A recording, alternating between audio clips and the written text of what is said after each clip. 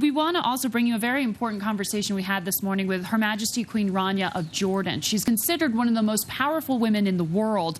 And as UNICEF's eminent advocate for children, Her Majesty is here at the World Economic Forum as an advocate for education. And she's calling for more investment and involvement of the corporate sector. Now, she at home in Jordan has launched a private-public partnership program called Madrasati to get private companies to help refurbish the most needy schools. I must say that, a trickle of aid is flowing where torrents should be surging, and that's one of the reasons why I want to highlight this issue here, because politicians need to stick to the promises they made. They need to stick to their consciences and their convictions. A lot of the aid that was promised actually has been exaggerated through a smoke and mirrors kind of aid reporting. So basically, some of the new and additional aid that has been promised during the financial crisis has been reported is actually old aid that has been promised, but just repackaged.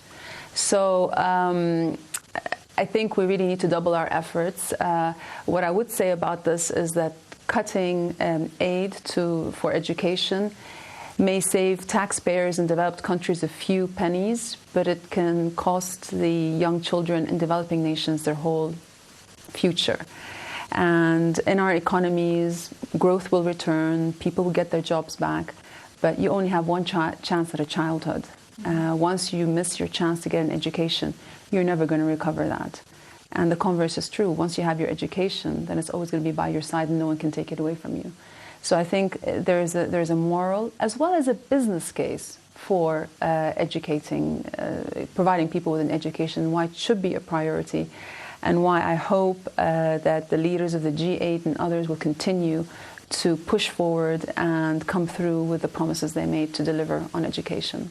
One of the issues related to this topic that I know are struggling with in the United States, but it also seems to be a common theme around the world, is where the initiative comes for those educational programs. To what degree the private sector should be engaged in funding that, in helping to determine what should be on the agenda of most schools and educational programs, and to what degree the state needs to take the leadership on that. I would say that, non-governmental organizations and private sector organizations should be partners with the government when it comes to education, because it's very important that our children have the kind of skills that the workplace requires once they graduate. It's not enough to get children into school, it's what they get out of school that matters.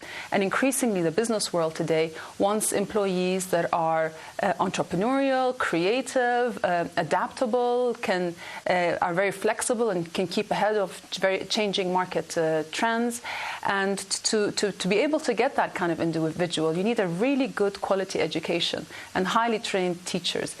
You need the highly trained teachers to really give the skills to these students and prepare them for jobs that don't exist yet. So increasingly, I think the business world realizes that they have a really high stake in the quality of the education, because it determines the quality of their future employees. It's very simple. A good education means good future employees, which means higher productivity, which means more profit. And that's just the way it is. We all understand that human capital is king. And the best way to build it is through our schools and our universities.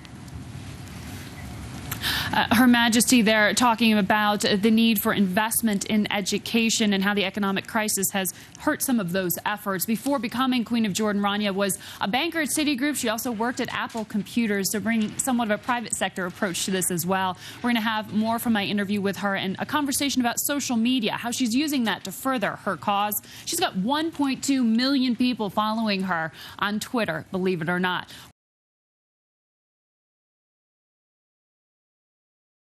I personally believe that as long as a woman wears the hijab because it's her personal choice, that I'm a staunch defender of a woman wearing the hijab, just as I am a staunch defender of a woman choosing not to wear the hijab. It is a personal choice. It's your relationship with God, and that's a very personal thing. It is the right of every country to ensure the safety and security of that country, and to ensure that there is a harmony amongst its people. As you mentioned, immigration has changed the way our communities look now. They become so diversified. And the issue of integration has become one that people are grappling with. How do you integrate societies into your country? But every group has to realize that they have to respect the law of the land in which they reside. And they have to respect the norms and the culture of that country.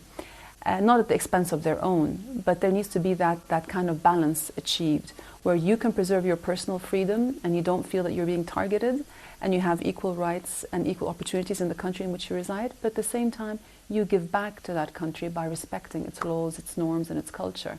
So it's a symbiotic relationship. Each side has responsibilities to the other, and it takes trust between both sides to make it work, and a sense that the other side has good intentions. It's when groups feel that they are targeted or marginalized that they crawl into their own shell, and that's a very unhealthy kind of situation. As I said earlier, communication is the only way to break down these boundaries. Communication in good faith, explaining what the intention is behind those decisions, is absolutely crucial.